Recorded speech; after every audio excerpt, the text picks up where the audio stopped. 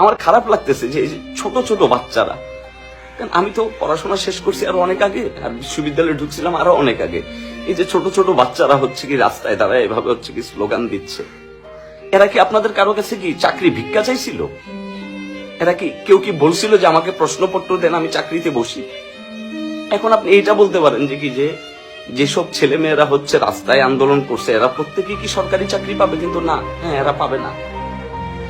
কিন্তু কোটাটার যদি সংস্কার হইতো এরা হয়তো একটা আশা পাইতো। মানুষ বাঁচে আশায়, বাকিটা বাঁচে তার পরিশ্রমে। আমি পরিশ্রমে বিশ্বাস করি, আমি রিজিকে বিশ্বাস করি। 2018 সালে যখন কোটা আন্দোলন হয়, আমাদের প্রাইম মিনিস্টার কিন্তু চাইলে তখন এটা সুন্দর একটা সমাধান দিতে পারতো। তাইলে হয়তো গতকালকের যে 15 জুলাই যে কালো দিন আমরা দেখছি, এটা আমাদের কারোর জন্যই ভালো ছিল না। হয়তো ওই দিনটা আমাদের দেখতে হইতো না যদি আমরা একটু বিবেক বুদ্ধি খাটায় যদি 2018 সালে সবাই বসে সুন্দর করে একটা সুন্দর সমাধানের দিকে যদি আমরা যাইতাম, তাইলে হয়তো আজকে কারো মায়ের বুকের ছেলের হয়তো শরীর থেকে রক্ত ঝরতো না, তাকে হয়তো চিৎকার করে কান্না করতে হইতো না, তাকে হয়তো রাষ্ট্রের কাছে আহাজারি করতে হইতো না। এরা সবাই আপনাদেরই সন্তান, বিশ্বাস করেন। এই ছেলেগুলাই কিন্তু বাংলাদেশ, এই ছেলে মেয়েগুলা যারা আছে এরা বাংলাদেশ। আমরা সবাই আসলে কেমন যেন একটা ভুল স্বর্গে আছি।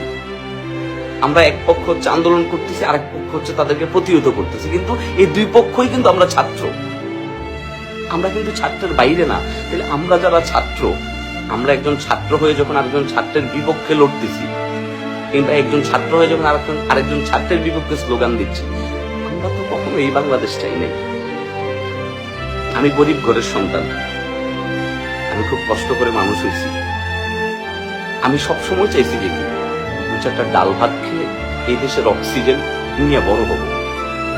আমার বাচ্চাটা যখন বড় হবে, যদি আমার কখনো বিয়ে হয় কিংবা আমার যখন যদি কখনো বাচ্চা হয়, আমার বাচ্চার আমি আমার দেশের ইতিহাস, সংস্কৃতি, কালচার, রাজনীতি, অর্থনীতি, জ্ঞান, বিজ্ঞান, রিসার্চ এসব নিয়ে আমার বাচ্চারা আমি শিক্ষা দিব যে দেখো আমার দেশের এই হচ্ছে ইতিহাস, আমার দেশের এই হচ্ছে ঐতিহ্য। কিন্তু আমরা তো এই বাংলাদেশ চাই নাই, আমরা তো এই বাংলাদেশ তো আমরা চাই নাই।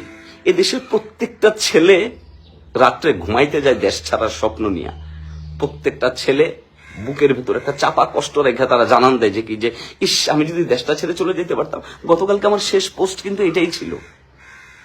আমি কিন্তু এইভাবে বলছিলাম ডিরেক্ট যে আল্লাহ যদি আমার কখনো তৌফিক দেয়, আমার যদি কখনো সামর্থ্য দেয়, আমি দেশটা ছেড়ে চলে যেতে চাই, প্রয়োজনে লেবার ভিসায় আমি চলে যাব। এখন আমি গেলে হয়তো আমি অমেধাবী, আমার কোনো মেধা নাই, আমার কোনো যোগ্যতা নাই। সোশ্যাল মিডিয়া এসে দুই একটা কথা বলা ছাড়া আমার আর মনে হয় কোনো যোগ্যতা নাই আমার কাছে, যতটুকু মনে হয়। কিন্তু আমি যদি লেবার ভিসায় দেশের বাইরে চলে যাই, ওখান থেকে ইনকাম করে যে 2টা পয়সা আমি দেশে পাঠাবো, একজন রেমিটেন্স যোদ্ধার কাতারে আমি পড়বো। আমার দেশে যে হাজার হাজার রেমিটেন্স যোদ্ধা, লাখ লাখ রেমিটেন্স যোদ্ধা, আমরা তো তাদেরকেও সম্মান দিতে পারি নাই, তাদেরকে ইজ্জত দিতে পারি নাই। করোনার সময় দেখলাম তো দেশের সিস্টেমকে নিয়ে গালিগালাজ করতেছে, অথচ এই রেমিটেন্স যোদ্ধাদের পয়সায় আমার দেশের অর্থনীতির চাকা সচল। আর এই যে তরুণ মেধাবীদেরকে দেখতেছেন, কোমলমতি শিশুরা যারা রাস্তায় নামছে, এরা আগামীর বাংলাদেশ। এরা যদি এদের ন্যায্য অধিকার, ন্যায্য দাবিটা যদি না পায়, এদের ঘর থেকে আবার যে সন্তান হবে যারা আগামীর বাংলাদেশে কি লিড দিবে, তারাও কিন্তু হতাশ হয়ে যাবে, তারা। তো এই কষ্ট আসলে কার কাছে দেখাবো, এই কষ্ট কার কাছে বলবো? দিন শেষে আমিও তো কোনো না কোনো মায়ের সন্তান, আপনারাও কোনো না কোনো মায়ের সন্তান।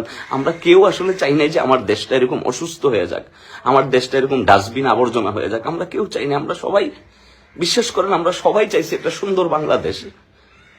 আমরা চাই নাই যে কেউ কি পত্রিকার পাতায় আমার দেশকে নিয়ে দুর্নাম করবে। আমরা চাই নাই যে ইন্টারন্যাশনাল মিডিয়াগুলো যখন আমার দেশকে নিয়ে কভার করবে, আমরা চাই নাই যে কেউ আমাদের দেশকে নিয়ে নেগেটিভ কথাবার্তা বলবে। কিন্তু দেখেন, আমরা যে জায়গায় শিক্ষা, দীক্ষা, জ্ঞানে, বিজ্ঞানে, মননে, সংস্কৃতিতে আমাদের আগায় যাওয়ার কথা ছিল, সে জায়গায় আমরা আগায় যাচ্ছি দুর্নীতিতে, চুরি, বাটপারিতে।